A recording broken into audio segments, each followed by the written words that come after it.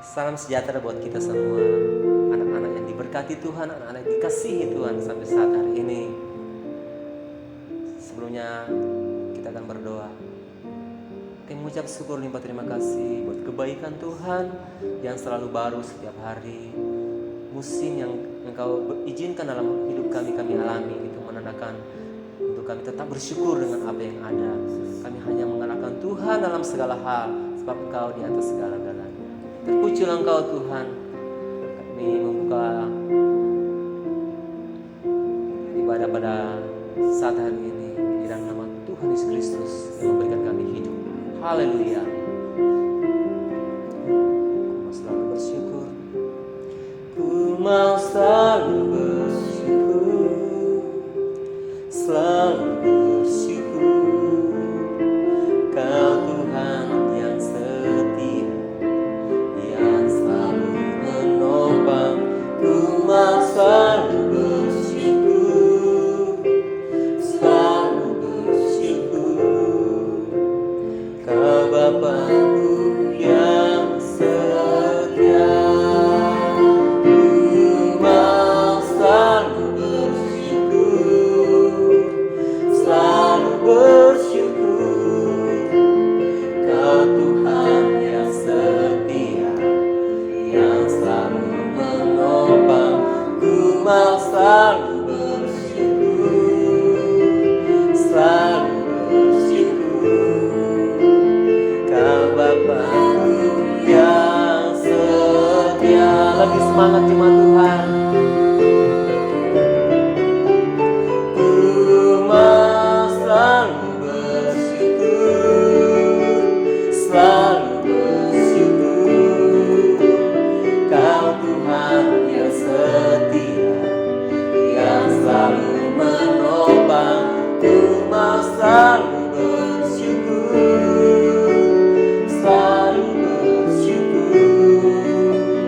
Kau Bapa-Ku yang setia. Kau Bapa-Ku yang setia. Kau Bapa-Ku yang setia. Haleluya. Oh, syukur bagimu Tuhan. Ajar kami untuk tetap bersyukur Tuhan. Dalam bersyukur ada mujizat. Dalam bersyukur ada kesembuhan. Terima kasih Tuhan. Ajar kami setia tetap bersyukur. Oh Yesus Tuhan. Haleluya. Glory bagimu. Glory bagimu. Terpujilah namamu. Oh Allah yang setia. Oh Yesus Tuhan. Ajar kami untuk bersyukur. Selalu bersyukur. Selamanya bersyukur. Engkau setia menjaga kami Tuhan. Menjaga kami Bapa. Terima kasih Tuhan. Siapkan hati saudara. Kita akan ditabur dengan kebenaran firman Tuhan. Biarlah tanah hatimu yang akan ditabur dengan benih firman Tuhan telah siap sedia. Allah yang Maha Kuasa akan memberikan hikmat kepada hamba-Mu, agar setiap jemaat yang menerima bisa menerima makanan surgawi. Ini hamba-Mu Tuhan, memberkati Tuhan, mengajar untuk tetap bersyukur dengan apa yang ada dan tetap setia Maka setiap janji-janji Tuhan, ketika kita mau bersyukur, ada mujizat Tuhan. Ketika kita mau bersyukur, ada kesembuhan. Ketika kita bersyukur, ada kelimpahan. Karena janji firman Tuhan, ketika engkau bersyukur, engkau mempercayakan segala sesuatu untuk Tuhan, dari Tuhan dan untuk engkau. Sebab bagi Tuhan tidak ada yang mustahil. Dia Allah yang melakukan dari yang tidak ada menjadi ada. Dia Jehovah Jireh. Dia Allah yang menyediakan. Dia Immanuel. Dia beserta dengan kita. Terima kasih banyak Bapa. Memberkati hamba-Mu Tuhan. Hikmat daripadamu terus menjadi bagian hamba-Mu. Pengurapan Allah menjadi bagian hamba-Mu. Setiap bibir mulut hamba-Mu Tuhan diurapi Tuhan. Diberkati. Perkataan Tuhan menjadi bagian hamba-Mu Tuhan. Setiap apa yang ditabur, biarlah mendapatkan tempat di hati jemaat-Mu Tuhan. Dan mereka bisa menerima itu menjadi makanan sukacita, makanan rohani yang mereka kuat untuk lebih percayakan Yesus Kristus. Di dalam pengucapan syukur ada berkat yang melimpah. Di dalam pengucapan syukur ada kuasa Tuhan yang bekerja. Terima kasih Bapa. Di dalam nama-Mu yang kudus kami siap sedia menerima kebenaran firman Tuhan. Haleluya. Sama-sama katakan amin. Shalom How Families. Puji Tuhan kita bisa bersama-sama kembali dalam Worship Fest 40 kita hari ini ya. Nah, hari ini kita akan belajar nilai witness. Dan judul sharing singkat saya hari ini adalah menjadi saksi di tengah luka. Mari katakan dengan iman, menjadi saksi di tengah luka. Nah, mari kita buka satu kebenaran firman Tuhan dalam Lukas 6 ayat 32 sampai 33. Firman Tuhan berkata, "Dan jikalau kamu mengasihi orang yang mengasihi kamu, apakah jasamu? Karena orang-orang berdosa pun mengasihi juga orang-orang yang mengasihi mereka. Sebab jikalau kamu berbuat baik kepada orang yang berbuat baik kepada kamu, apakah jasamu? Orang-orang berdosa pun berbuat demikian." Nah, semua dari kita pasti pernah rasa yang namanya kesedihan ya. Dan hal ini menyebabkan luka yang akhirnya dibawa dalam kehidupan masing-masing setiap kita. Dan dari setiap luka yang kita miliki itu punya cerita tersendiri. Mungkin ya, luka karena sebuah keluarga, luka karena sebuah pertemanan, luka dalam sebuah pelayanan, bahkan luka dengan orang yang bahkan kita gak kenal gitu. Nah, saya pun pernah ada di fase seperti ini church. Tapi saya belajar untuk bisa sembuh dari setiap luka yang pernah ada. Nah, ada kalimat seperti ini. Orang yang terluka cenderung melukai orang lain. Kalimat ini sangat benar ya. Tapi sebaliknya, ketika kita telah lahir baru dan mendapatkan kasih Yesus, kita akan jadi pribadi yang lebih bisa untuk mengasihi orang lain. Walaupun memang gak gampang untuk menunjukkan ya kasih kita kepada orang yang telah meninggalkan luka dalam kehidupan kita. Pastinya kita lebih gampang mengasihi orang yang mengasihi kita juga. Benar kan?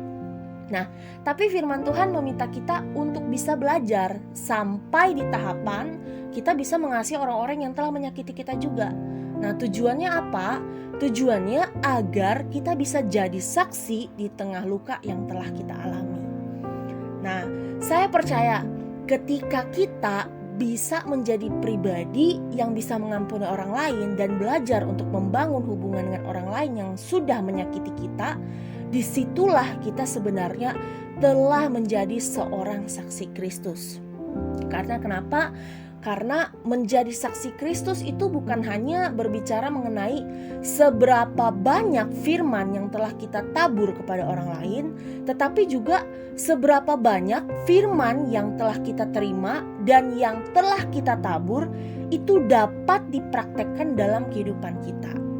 Nah, jadi mari church, kita secara konsisten belajar buat nunjukin ke orang lain bahwa mereka layak buat dapat kasih Yesus melalui kehidupan kita. Mari kita sama-sama belajar untuk mengasihi orang-orang yang telah melukai hidup kita. Mari kita sembuh sama-sama dari setiap luka yang pernah ada dalam kehidupan kita. Nah, mengampuni itu ibarat sebuah luka yang telah sembuh ya. Bekasnya itu memang masih ada, tapi ketika disentuh, luka itu sudah tidak sakit lagi. Nah, mengampuni pun seperti itu. Ingatan akan kesedihan itu memang tetap ada. Tapi bedanya ketika kita telah mengampuni, waktu kita mengingatnya kembali, hati dan perasaan kita itu sudah tidak rasa sakit hati lagi atau kecewa lagi.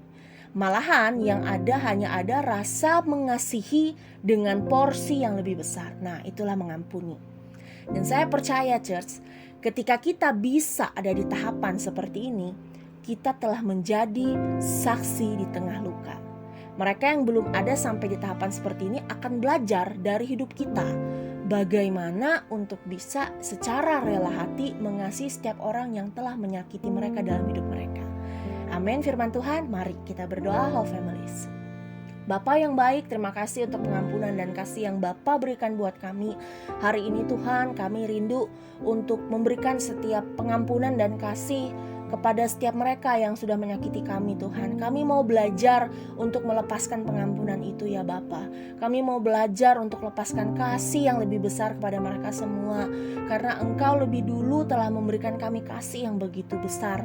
Ajar kami Roh Kudus, mampukan kami ya Roh Kudus, agar kami bisa jadi saksi buat siapapun. Bahkan menjadi saksi buat orang-orang yang telah menyakiti kami. Dan saat ini juga Bapak, kami doa untuk setiap gereja Tuhan yang ada di Indonesia. Tuhan, ajar kami semuanya untuk bisa bersatu, agar setiap gereja-gereja yang ada di Indonesia ini Tuhan bisa membawa pribadi-pribadi yang belum mengenal Engkau menjadi mengenal Engkau. Kami doa Tuhan Yesus, dalam nama Tuhan Yesus Kristus, dijauhkan dari setiap perpecahan untuk setiap gereja yang ada. Kami doa hanya ada kesatuan, kasih sayang, saling mendukung, hal positif yang ada di setiap gereja dalam nama Tuhan Yesus Kristus. Terima kasih Bapa, terima kasih Tuhan Yesus untuk kesempatan dan waktu ini. Terima kasih untuk setiap pengajaran yang Bapa berikan kepada kami. Kami serahkan segala hal yang menjadi kebutuhan kami Tuhan. Jadilah gembala yang baik buat kami ya Bapa. Dalam nama Yesus kami doa. Amin.